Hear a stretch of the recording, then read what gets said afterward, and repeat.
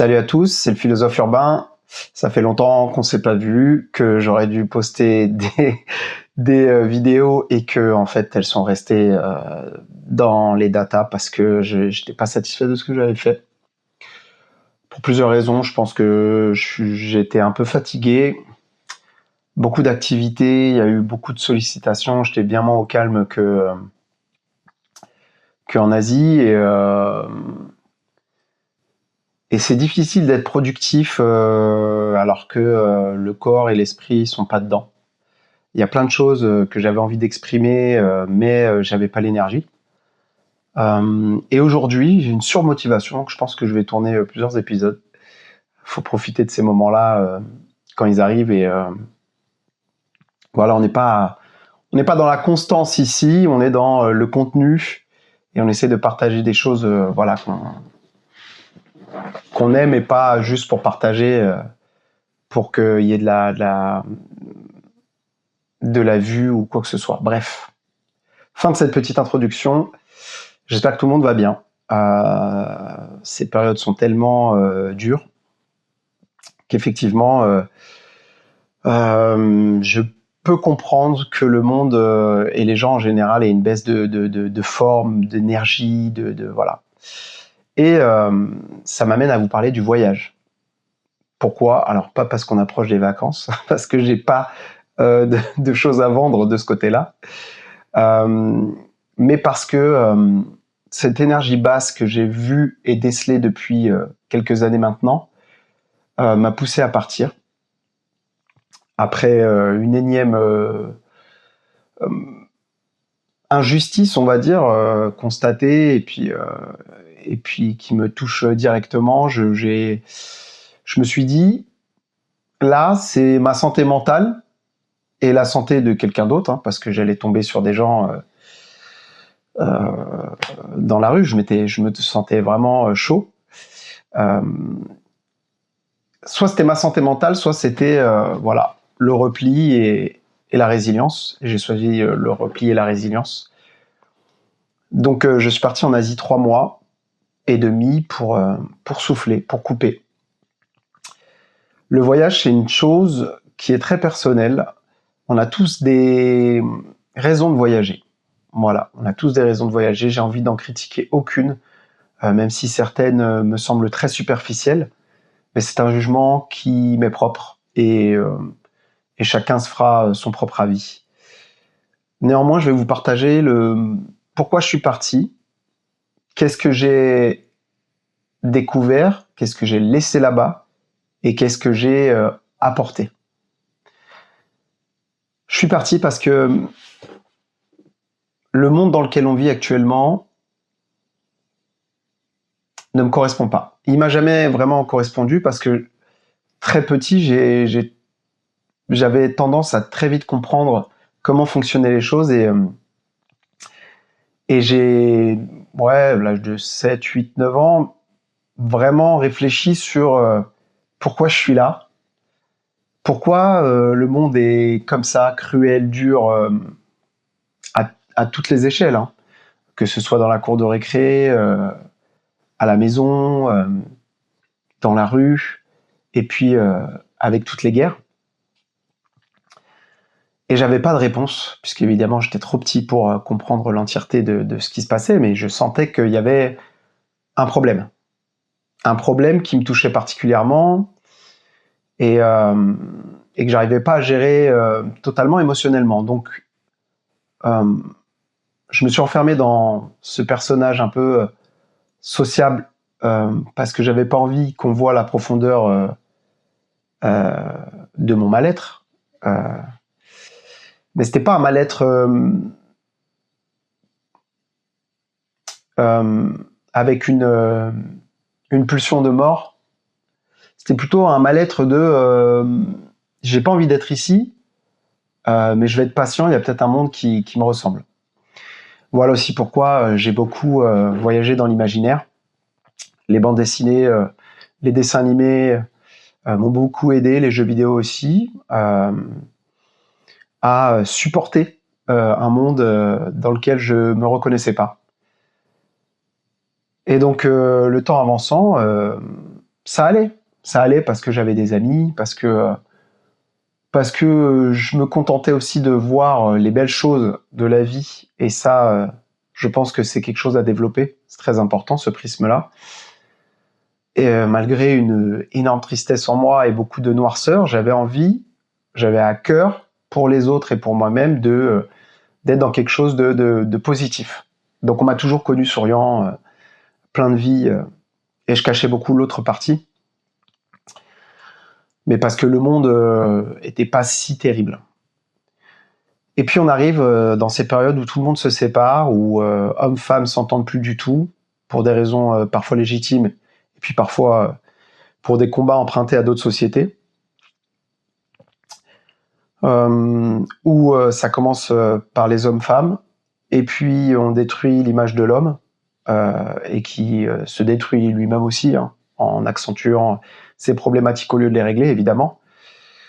Mais du coup, les hommes bons, eux, se font amalgamer dans toute cette sauce, on va dire. Ce qui fait que tu sais même plus si vraiment t'es légitime d'être là. Et puis revient le racisme. Le racisme qui devient décomplexé alors que c'est interdit par la loi. Encore une fois, pour ceux qui ne l'auraient pas compris et qui traitent les autres de délinquants, vous êtes aussi des délinquants si vous êtes raciste en fait. Vous pouvez penser ce que vous voulez, mais le fait de l'exprimer, c'est criminel, c'est pénalement répréhensible. Et vous êtes donc malheureusement des délinquants, donc vous êtes comme ceux que vous critiquez, d'après vous, parce que les Noirs et les Arabes et les étrangers en général sont pas que des délinquants. D'ailleurs, je pense qu'il y en a qui ont oublié que les délinquants à l'époque c'était eux, n'est-ce pas, les Portugais, les Italiens, les Polonais et autres peuples qui ont apparemment la chance d'avoir la peau blanche, mais qui ont quand même oublié que c'était eux, les Maghrébins et les Noirs des années 1900, jusqu'à très tard.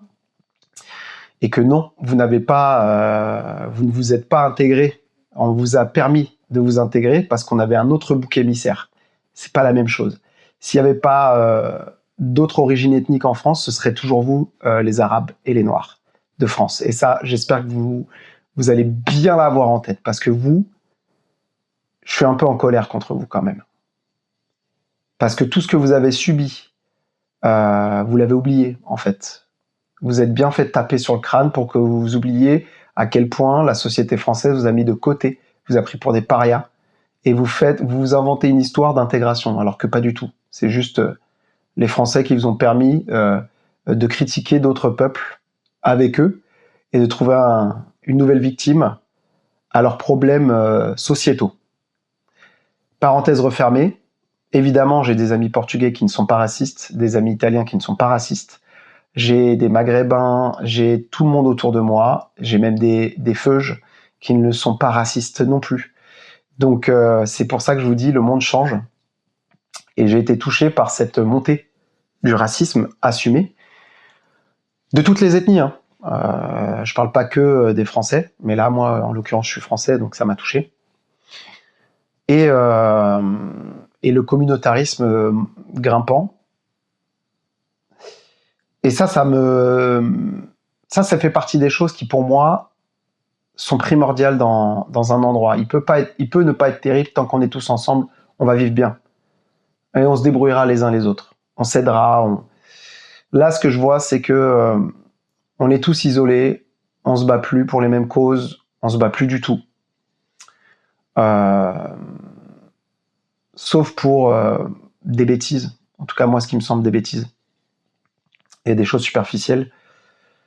Et donc, tout ça faisant, j'ai eu besoin de partir, de voir d'autres cultures et de me dire que le monde entier tourne pas autour de la France et de ce qu'elle véhicule comme valeurs actuellement, qui ne sont pas les valeurs du drapeau français, liberté, égalité, fraternité, mais qui se rapprochent plus de valeurs nazies, en fait.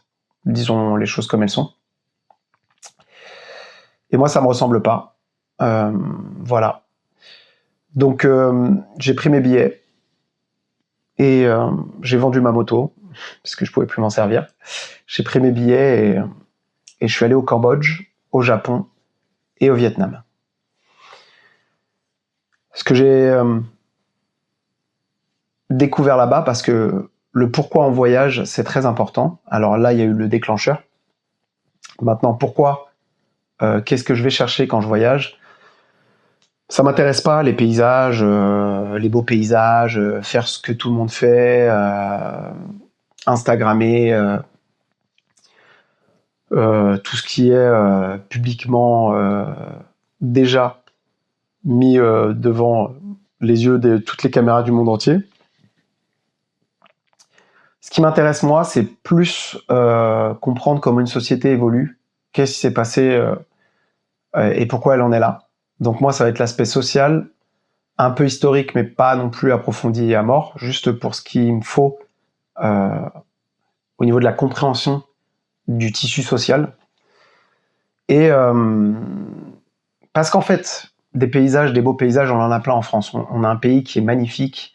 Et même quand tu vas dans les dom-toms, c'est incroyable parce que ça t'ajoute une panoplie, un panel de paysages à découvrir que le monde entier nous envie. Donc, si j'ai envie de voir des paysages, je peux juste rester en France et ça m'ira très bien. C'est pour ça que je vous dis, moi, j'avais pas besoin de ça. Et on m'a posé la question, mais pourquoi tu vas à Phnom Penh? C'est la capitale, il n'y a pas grand-chose à faire. Alors oui, certes, il n'y a pas grand-chose à voir, mais il y a plein de choses à comprendre parce qu'une capitale, elle est le reflet de l'état du pays. Et le Cambodge, c'est un pays de gens très résilients, ultra solides, qui essayent de garder le sourire, quoi qu'il arrive. Et ça, c'est parce que ils ont beaucoup souffert. Et ils ont souffert d'idéologies que nous défendons, par exemple, comme le communisme. Moi, je suis apolitique, donc vous ne viendrez pas me chercher sur gaucho, droitard, machin. Je vous laisse dans votre monde imaginaire de croyances idéologiques, politiques, qui n'existent que dans vos rêves. Je vais me concentrer plutôt sur le factuel. Donc, factuellement, le communisme, tel qu'il a été interprété, exprimé en Asie, a été une catastrophe. Ça a tué énormément de monde. Et donc, Phnom Penh fait partie de cette ville qui ont été décimées par une idéologie. Je ferai un podcast sur l'idéologie. Je l'ai déjà tourné, mais pareil, je l'ai pas aimé. Donc, je l'ai pas publié, je suis désolé. Mais quand je me sentirai de le faire, parce qu'il va y avoir beaucoup de colère, je pense, sur ce podcast-là, vous serez au courant. Et donc, ils ont l'habitude de reconstruire sur des cendres. D'avec rien, de continuer à espérer et à vivre. Ils ont cette pulsion de vie que nous n'avons plus. Ils ont cette envie de ne rien lâcher. Ils travaillent tous les jours pour des pesos, vraiment pour rien du tout. Mais ils ont envie de vivre. Et tu le sens qu'ils ont tellement souffert que même le moindre petit truc, ils sont heureux de l'avoir et de le mettre et de le vivre. C'est une société qui est découpée en 3 couches, les pauvres, les classes moyennes et les riches. Et à l'intérieur de ces 3 couches, il y a des sous-couches très distinctes et qu'on voit vraiment, c'est palpable.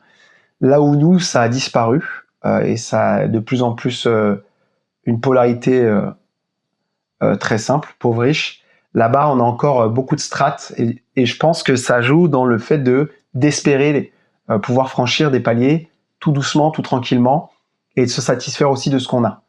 Là où nous, il y a tellement un gap immense d'inégalité sociale et d'impossibilité d'accéder à la branche supérieure que ça devient une tension permanente. Au Cambodge, la tension, tu la sens beaucoup moins. D'ailleurs, des gens blindés viennent manger dans des petits restos, des petits boui-boui parce qu'ils kiffent et que même s'ils vont fréquenter des gens de la rue, l'important c'est de se réunir autour de la bouffe. Et donc le lien, il y a encore. Moi, c'est ma compréhension en tout cas. Je dis pas que le pays est parfait, pas du tout. Et d'ailleurs, j'y vivrai pas pour le moment parce que il y a tout un tas de choses qui me correspondent pas, notamment la pollution, le traitement des déchets, voilà, ils sont pas encore dedans parce qu'ils sont dans la survie, pour beaucoup. Mais j'ai bon espoir que ça devienne quelque chose d'incroyable. Il n'y a pas tellement de touristes que ça aussi, et ça joue beaucoup sur le maintien des traditions, et notamment de l'écrit, qui reste khmer traditionnel, avec des symboles plutôt que des lettres. Là où au Vietnam ça a disparu, par exemple, on voit plus de lettres que de symboles. Là, on sent que la patte des touristes n'est pas encore assez impactante. Et ça, c'est un vrai kiff. Après, il y a quand même les Chinois qui prennent une place immense parce qu'ils amènent beaucoup de sous. Et ils ont droit à des quartiers complets à eux, voilà, surveillés d'une certaine manière. Donc je sais pas ce que ça présage. J'espère juste que le Cambodge va réussir à maintenir ses traditions. Des personnes magnifiques qui t'accueillent comme si tu étais de la famille alors que tu les connais pas. Là-bas, j'ai boxé beaucoup. Et je me suis senti bien, je me suis senti chez moi. On m'a fait confiance pour faire des sparring avec des combattants qui allaient faire des compétitions. Je me suis senti utile par ça, mais aussi on a fait de l'humanitaire parce que la guerre entre la Thaïlande et le Cambodge avait éclaté juste avant que je parte, mais genre juste avant que je parte. Et donc quand j'arrive, on est en plein dedans, donc on a aidé sur de l'acheminement, on a été faire une mission aussi du côté de Siem Reap, un peu plus haut, vers la frontière, pour aider voilà, des camps de réfugiés, pour aider des militaires. Et ça c'était vraiment une expérience humaine incroyable, tout autant que la rencontre des combattants et tout ce qu'on a pu échanger autour de ça. Les repas, voilà. Moi, j'ai été très ému par la confiance qu'on m'accordait là-bas.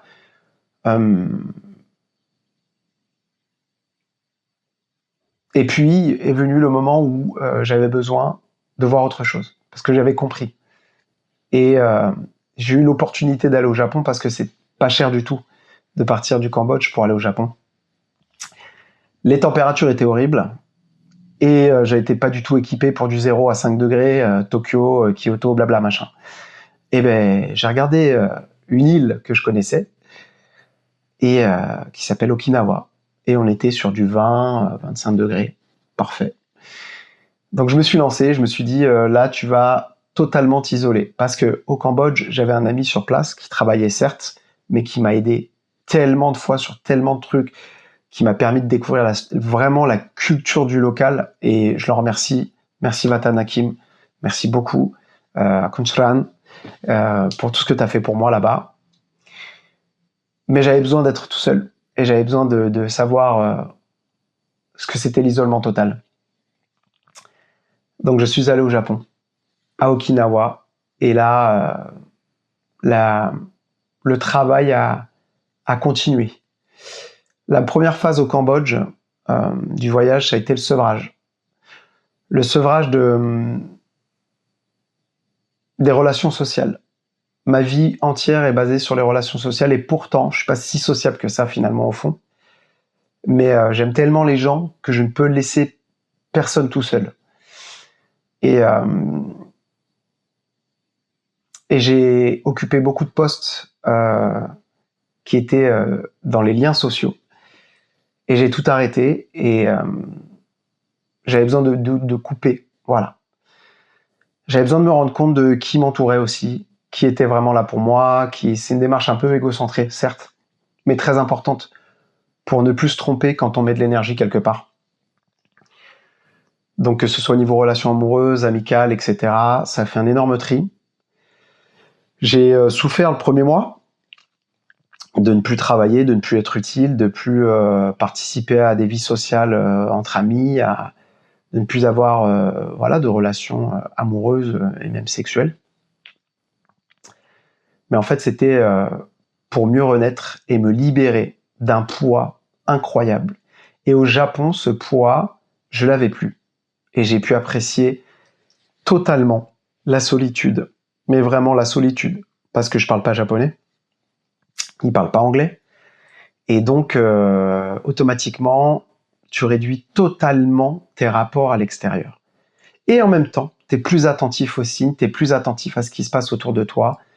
Et t'as pas besoin de parler. Ça m'a fait beaucoup de bien de pas parler. Vraiment. J'avais déjà expérimenté ça à La Réunion, mais ça a duré 1 semaine et demie parce que j'ai rencontré des gens trop cool qui ont commencé à vouloir que je traîne avec et c'était très sympa. Donc voilà, ils m'ont pas obligé du tout à l'époque à La Réu. Grosse dédicace à mes Réunionnais d'ailleurs. Bref, mais là, voilà. Et la seule personne que je rencontre avec qui je discute le plus, c'est un Russe qui est sourd et qui signe. Et moi, 2 jours avant, j'étais là en train de me dire « Oh, mais j'aimerais trop reparler la langue des signes, ça me manque vraiment. » Parce que en tant qu'éducateur, j'ai eu la chance de travailler dans un centre de surdité et avec des enfants donc atteints de surdité. Et j'aime pas dire atteint parce que c'est comme si c'était une maladie, alors que moi j'ai plus envie de dire que c'est une particularité, donc bref. Mais j'ai adoré. Et donc du coup, toujours m'est resté ce truc-là en moi de me dire faudra vraiment que j'approfondisse et il faut que je continue ma formation. Et 2 jours après, que se passe-t-il? Je vois un grand gaillard face cam, parce qu'il utilise la caméra évidemment pour communiquer, et dans l'auberge de jeunesse où j'étais. Et ça tchatche avec les mains et tout. Je me dis ok, c'est un signant. Et donc je lui dis bonjour en signe, et puis là, paf, il voit que je signe, et ça part quoi. Et j'aurais jamais cru que j'aurais pu tenir des conversations aussi profondes avec quelqu'un en langue des signes alors que mon niveau est pété. Mais finalement, c'est tellement intuitif que c'est ok en fait. Même s'il n'y a pas les mêmes signes, tu apprends les signes des autres pays et puis tu compenses avec de l'écrit, etc. Et c'est magnifique. Donc je suis très heureux, voilà. J'ai aussi pu découvrir qu'au Japon, la population est vieillissante et que les vieux sont dans des situations financières précaires, ce qui fait que l'auberge de jeunesse devient finalement une auberge de vieillesse où tu as des vieillards qui vivent, je pense, là à l'année et qui doivent sûrement changer d'hôtel, enfin d'auberge de jeunesse de temps en temps, mais ils étaient déjà là avant que j'arrive. Ils étaient là même encore quand je suis parti et je suis resté 20 jours. Donc j'ai bien compris que, et puis il n'y a pas que des vieillards, il y a aussi des jeunes qui se sont fait dégager de chez eux pour des raisons euh, qui les regardent évidemment. Mais cette auberge de jeunesse a été une vraie belle expérience sociale. C'était incroyable. J'ai pu me rendre compte aussi à quel point, quand tu dors dans un dortoir que de mecs, et moi j'avais pas l'habitude parce que j'ai 4 sœurs, un frère, et que j'ai toujours traîné avec des filles, un peu de gars, mais beaucoup de filles. Ou alors traîner avec personne du tout, mais voilà, j'avais une bande de potes gars, on était 3-4, pas plus, alors que des filles, j'en connaissais plein. Et je me suis rendu compte qu'en fait, en tant qu'homme, on est vraiment dégueulasse. Et que l'importance de la femme, c'est vraiment de nous rendre meilleurs. Et il n'y a aucun doute là-dessus. Vraiment, il n'y a aucun doute là-dessus. Donc c'est des petits messages comme ça qui sont sur lesquels j'ai écrit et que j'ai évidemment gardé. Et puis vint la fin du Japon, où j'avais pas du tout envie de partir, mais vraiment pas, parce que je me sentais tellement détendu. Et c'est là aussi où je me suis rendu compte qu'en fait, le TDAH, c'est un problème à partir du moment où on est au mauvais endroit. Quand on est dans des endroits où la stimulation est moindre, et où il y a de l'espace, et où il y a peu de bruit, et où les gens se respectent, et où il y a de la bienveillance, et tous ces symptômes disparaissent. Et on devient des gens normaux, en fait. Il n'y a plus la particularité. Bon, sur certains trucs, oui, mais ça s'estompe énormément. Donc j'ai compris l'importance du contexte dans lequel on vit. Mais vint la fin du voyage au Japon, et là, ça a été très très dur. À 2-3 jours, j'anticipais déjà mon retour dans un monde plus, plus fast, avec plus de stimulation, auquel je ne saurais pas répondre, et que j'allais me faire déborder, c'était évident, vu ma faible concentration. Et donc, en plus, je fais un transit pour aller au Vietnam. Je fais un transit par la Thaïlande, que je déteste, en tout cas les grandes villes, parce que trop touristique, parce que très bruyant, voilà, euh, pas du tout envie d'y aller. Donc je reste une nuit horrible, vraiment. Et puis je vais au Vietnam, et je découvre Da Nang, qui est sûrement pas la ville représentative du Vietnam et des Vietnamiens, parce que j'ai senti énormément de tension, alors que moi on m'avait pas parlé de ça. On m'avait dit les Vietnamiens sont hyper accueillants, ils sont cool et tout. Je me suis retrouvé dans une ville où il y avait beaucoup d'Occidentaux. Et en fait, tu te rends compte que partout où on détruit les choses. On ne respecte rien et on essaie d'asservir le peuple qui est présent. De ce voyage m'est sortie une simple idée, c'est que je suis allé en Afrique, je suis allé en Asie, et sur ces deux continents, c'est les Occidentaux qui ont tout détruit. Pas à toutes les périodes, mais à des périodes bien précises. Et c'est pour ça que ça me fait rire quand j'entends des gens dire « Ouais, les étrangers, quand ils viennent dans notre pays, ils respectent rien. » Je pense que tu n'as pas voyagé. Ou alors que tu faisais partie de ces personnes qui ne respectaient rien dans le pays des autres, mais qui ne s'en rendaient même pas compte. On est une tare, vraiment. On respecte pas les traditions, pas les coutumes. On veut vivre comme chez nous, à l'étranger. Ça vous rappelle quelque chose ou pas? Et en fait, c'est terrible parce que en fait, on les met en tension. On les met en tension. Alors c'est aussi de leur faute, bien sûr. Je dirais la même chose qu'en Afrique. La rébellion, elle existe. Dire stop, c'est non, ça existe aussi. Maintenant, ça demande beaucoup de courage, beaucoup de perte de moyens financiers sûrement, pour beaucoup, et de revenus. Mais un jour, la rébellion arrivera. Et je pense que les Occidentaux ne sont pas prêts. Voilà. Donc j'arrive au Vietnam et je sens beaucoup de tension. La nourriture est incroyable. C'est, avec le Japon, les endroits où j'ai le mieux mangé. Quoique au Japon, je me débrouillais parce que j'avais très peu d'argent, donc je faisais des micmacs entre le 7-Eleven, des petits restos, des petits trucs. Je me cuisinais moi-même des plats parce que ça coûtait moins cher. Bref, mais quand même, c'était très bon en général. Mais le Vietnam, c'était exceptionnel. C'était très peu cher. J'ai envie de dire heureusement et malheureusement, parce que si c'est peu cher, bah, ça leur apporte peu. Mais nous, ça nous permet de manger, effectivement, surtout pour moi qui n'avais pas énormément de moyens. Et voyager sans moyens, c'est vraiment une expérience à faire. Et je vous le recommande parce que ça te recentre. Ça te permet vraiment de te concentrer sur une survie quotidienne, sur quelque chose de plus concret. Et ça t'éloigne de beaucoup de choses superficielles que tu déposes. Vraiment. Tu te concentres et tu te connectes à l'essentiel. Et franchement, si j'ai un truc à recommander, c'est voyager avec le peu de moyens. Choisissez vos pays. Évidemment, il y a des pays, il ne faut pas y aller sans moyens parce que sinon vous êtes mort. Mais en Asie, en tout cas, c'était une très belle expérience. Ça m'a beaucoup aidé financièrement de me dire qu'en fait, on peut se débrouiller. Voilà. Bref, c'est un autre sujet. Le Vietnam, donc, j'ai rencontré des belles personnes quand même. Des Vietnamiens vraiment agréables. J'ai failli me battre avec un Vietnamien.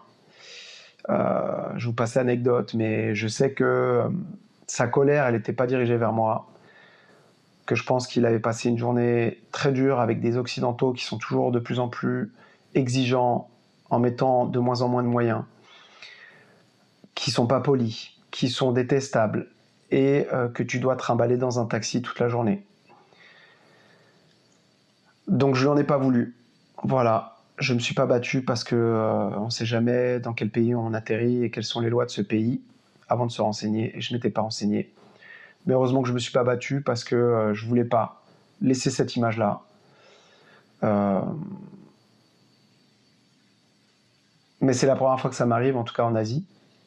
Et donc ça en dit beaucoup sur le niveau de tension sociale qu'il y a là-bas. Donc Da Nang, je ne recommande pas. Mais le Vietnam, je recommande. Voilà. Je ne suis pas encore allé dans les autres endroits. Mais je pense que j'y retournerai. Ça, c'est pour le petit tour. Ah oui. Et le retour, pareil. Guerre qui éclate en Iran. Donc, le Koweït, le Qatar, les Émirats, tout le monde est dans la sauce. Les aéroports commencent à fermer et moi je transpire, je me dis oula, le retour ça va être compliqué là.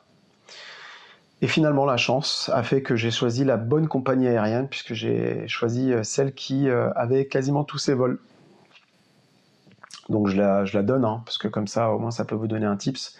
Etihad a quand même réussi à conserver la plupart des vols. Moi, j'ai juste été retardé de 2 jours. J'ai pu aller dormir au Cambodge chez un pote et repartir 2 jours après. J'ai vraiment une chance énorme. Et je remercie l'univers pour cette chance, parce qu'il y a des tas de personnes qui sont restées bloquées. Ce que j'ai trouvé horrible, et ce qui m'a fait un retour aussi à la réalité, c'est que si tu avais les moyens, tu pouvais partir sur d'autres compagnies, c'est-à-dire payer des billets à 6 000, 8 000 euros. Et ça, je trouve ça inhumain, parce que je pense qu'on ne se rend pas compte de ce que c'est 8 000 euros pour une famille, ou même pour une personne ou deux. 8 000 euros, c'est énorme. C'est énorme. Et en attendant, tu as des Français qui se sont fait rapatrier gratuitement, dont des influenceurs. Et ça, je comprends pas. Eux, ils ont les moyens de payer. Pourquoi ils rentrent gratos, ou ils se font faciliter un billet? C'est qui ces gens-là pour nous, en fait? Ils participent même pas au PIB français, à l'économie française. Donc c'est très dérangeant. C'est très très dérangeant. Au lieu de s'occuper des familles qui transitaient par les Émirats ou d'autres zones de conflit, et qui étaient en Asie, par exemple, qui n'allaient pas passer leurs vacances là-bas, on a préféré faire rentrer des Français qui avaient décidé de faire de l'évasion fiscale là-bas pour les rapatrier en France. Et ça, c'est OK. Ça a été mon premier retour en France. Et puis dans l'avion, la gentillesse des Français, évidemment, avec des remarques comme ouais, vous êtes en retard, ouais, à cause de vous, on a attendu 1h30 dans l'avion, parce que oui, notre avion a eu du retard, donc ils ont dû attendre notre vol pour décoller. Voilà.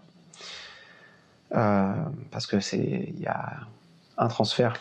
Bref, je me rappelle de ces remarques dégueulasses de ces gens assis, gras, omnipotents, enfin la caricature, mais qui existe vraiment. C'est ça qui est terrible. Ça qui est terrible. Une hypocrisie dégueulasse. Enfin bref, et là je me suis dit, là t'es de retour.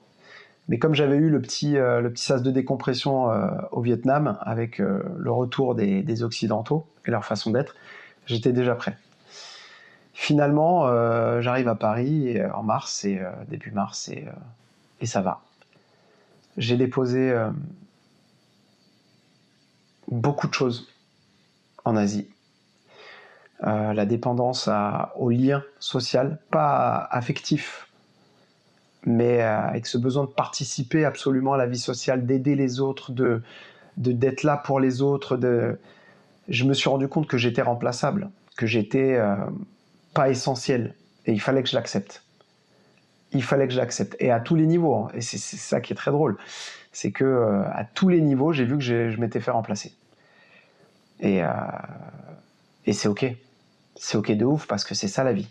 C'est le mouvement, il faut que ça bouge. On n'est jamais irremplaçable. Il faut se défaire de cette anxiété, de cette angoisse, de se dire « je dois être important pour les autres et pour ceux qui m'entourent ». Non. Non. Il faut se laisser. Il faut réussir à couper. Je pense que j'avais besoin de ce voyage-là pour apprendre à disparaître. Voilà. Apprendre totalement à disparaître. Pour mieux apprécier de réapparaître, de retrouver les gens. Mais il fallait que je me détache de beaucoup de choses. Et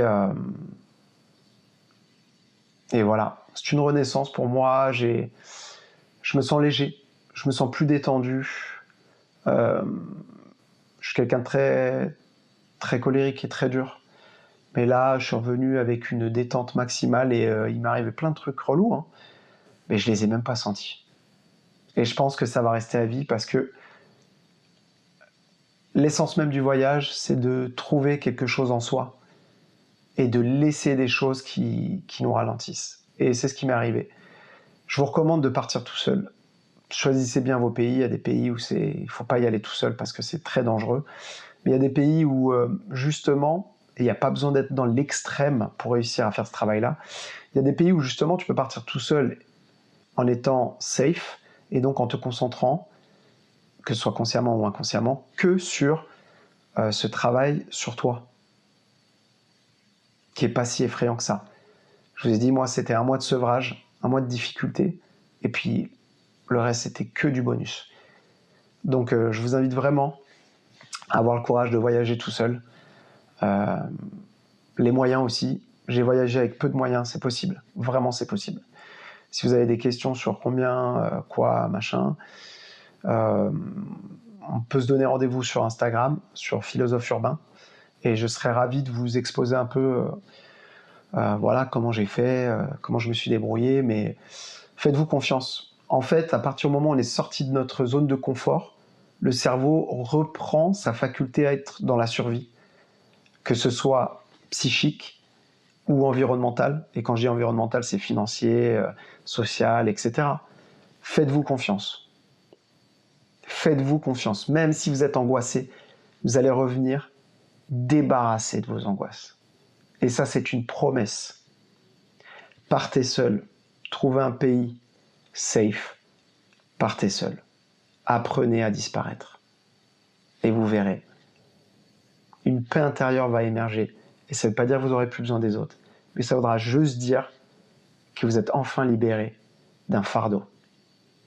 Moi, je ne voulais pas expérimenter la disparition totale comme Platon peut en parler entre le corps et l'esprit, où lui, il parle vraiment de ce détachement où on abandonne le corps et où l'esprit arrive à s'extirper. Moi, je suis plus comme Nietzsche ou d'autres. Je pense que le corps et l'esprit sont ensemble et on n'est pas obligé d'être dans le négatif. On peut amener le corps et l'esprit à être OK ensemble sur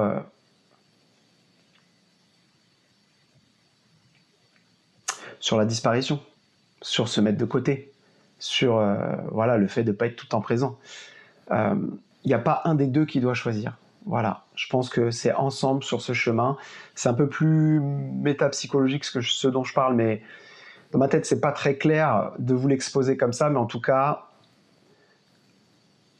physiquement, disparaître et mentalement, disparaître ne va pas vous faire mourir.